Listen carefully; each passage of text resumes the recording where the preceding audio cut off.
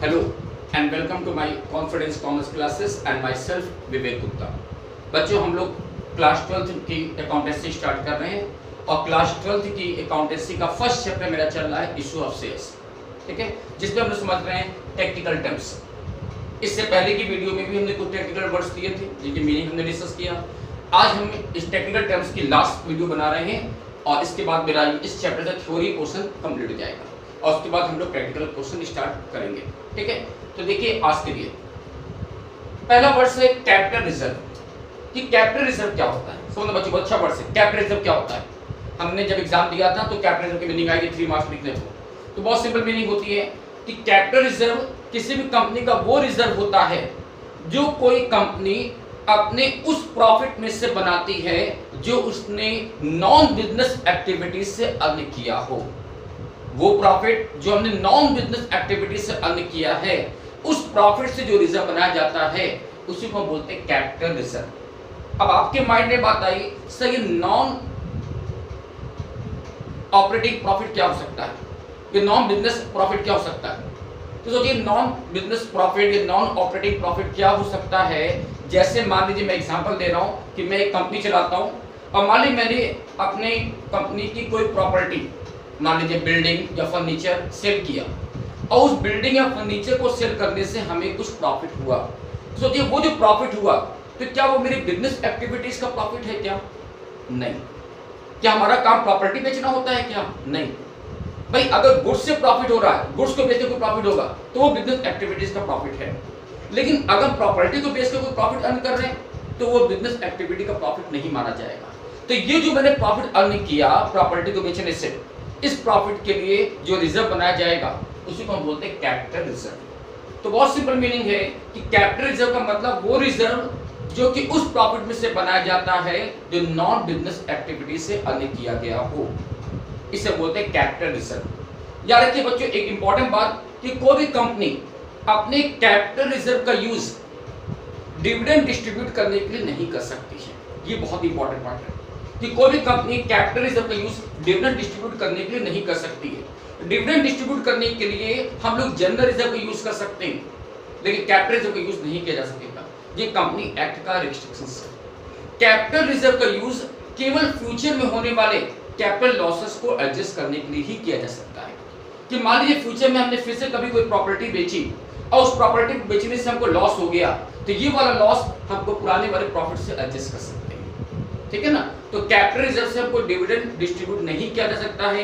Capital reserve का use केवल future में होने वाले कैपिटल लॉसेस को एडजस्ट करने के लिए ही किया जा सकता है। तो ये मेरा पहला वर्ड था कैपिटल रिजर्व। ओके, नेक्स्ट है private placement of shares. Private placement of shares समझिएगा क्या होता है। सम टाइम किसी कंपनी के बोर्ड ऑफ डायरेक्टर्स ये डिसाइड करते हैं कि कंपनी जो भी शेयर इशू करेगी वो शेयर हम पब्लिक में इशू नहीं कराएंगे।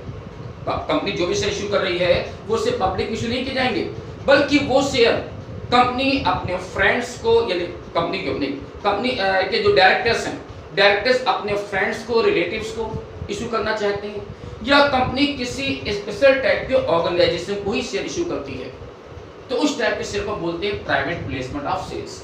ये स्पेशल टाइप के ऑर्गेनाइजेशन क्या हो सकते हैं, जैसे कि LIC life insurance, GIC general insurance, या म्यूचुअल फंड्स आप नाम सुना है, या UTI। तो इस टाइप के स्पेशल टाइप के ऑर्गेनाइजेशन को ही हम अपने शेयर इशू करेंगे। हम अपने शेयर पब्लिक इशू नहीं करना चाह रहे हैं, बल्कि कंपनी ये डिसाइड करती है कि वो शेयर केवल इस टाइप के स्पेशल टाइप के ऑर्गेनाइजेशन को ही शेयर इशू किए जाएंगे या अपने फ्रेंड्स या रिलेटिव को शेयर इशू किए जाएंगे। तो उन शेयरों को हम बोलते हैं प्राइवेट प्लेसमेंट ऑफ शेयर्स। याद रखिएगा प्राइवेट प्लेसमेंट ऑफ शेयर्स वो होते हैं जो पब्लिक में इशू नहीं किए जाते, बल्कि ये शेयर कंपनी अपने फ्रेंड्स रिलेटिव को इशू करती है या किसी स्पेशल टाइप के ऑर्गेनाइजेशन के लिए वो ही इशू करती है, ठीक है। ये होता है private placement of shares. Next sweat equity shares. Sweat equity और ध्यान रखना ये स्वेट लिखा है, क्या लिखा है? Sweat equity. स्वेट वर्ड का मींस क्या होता है? पसीना। क्या मतलब होता है? पसीना।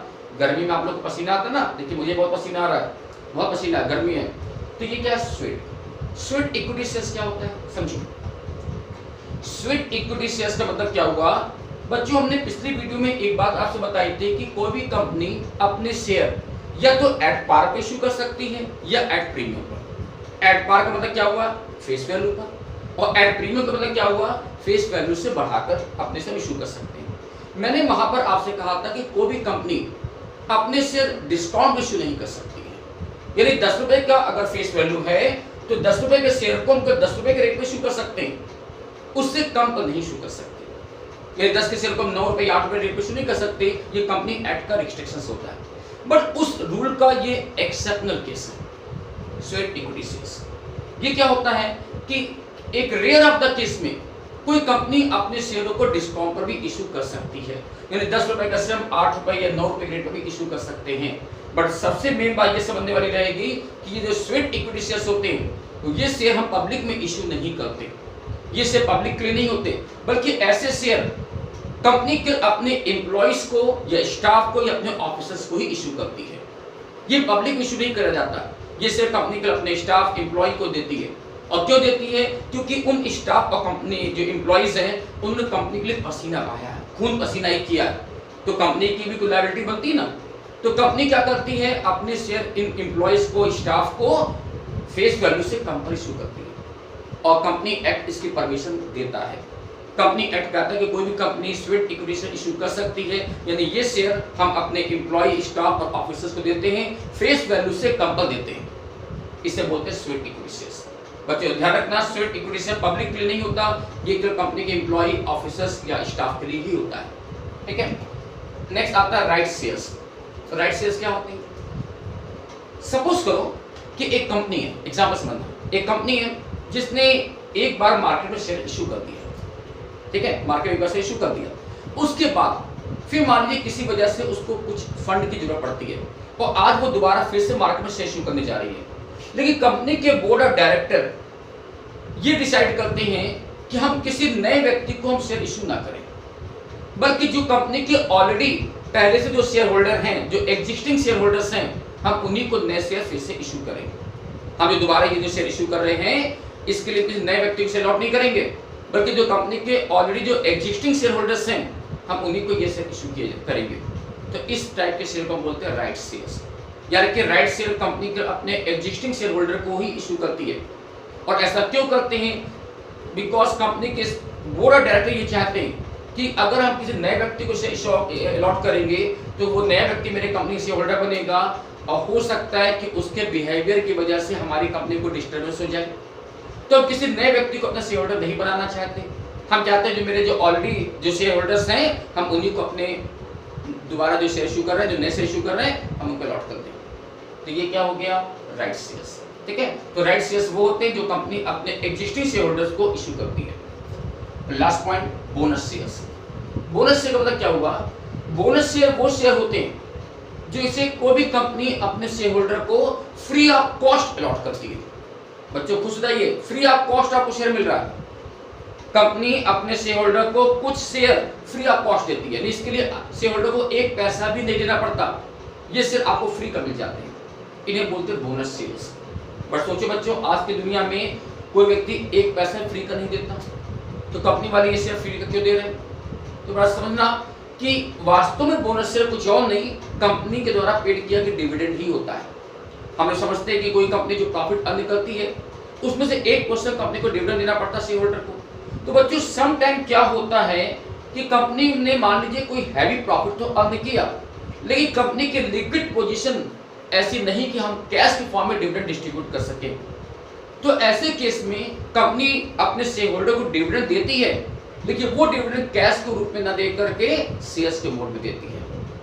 जैसे मान लीजिए आपके पास कंपनी के 100 शेयर्स हैं, तो कंपनी डिसाइड किया कि हम आपको 100 शेयर के साथ, जिनके पास 100 शेयर्स हैं, हमको 10 शेयर बोनस के रूप में देंगे। तो ये जो 10 शेयर आपको एक्स्ट्रा मिलेंगे, इससे आपके पास शेयर कितनी हो जाएंगी, 110 शेयर हो जाएंगे।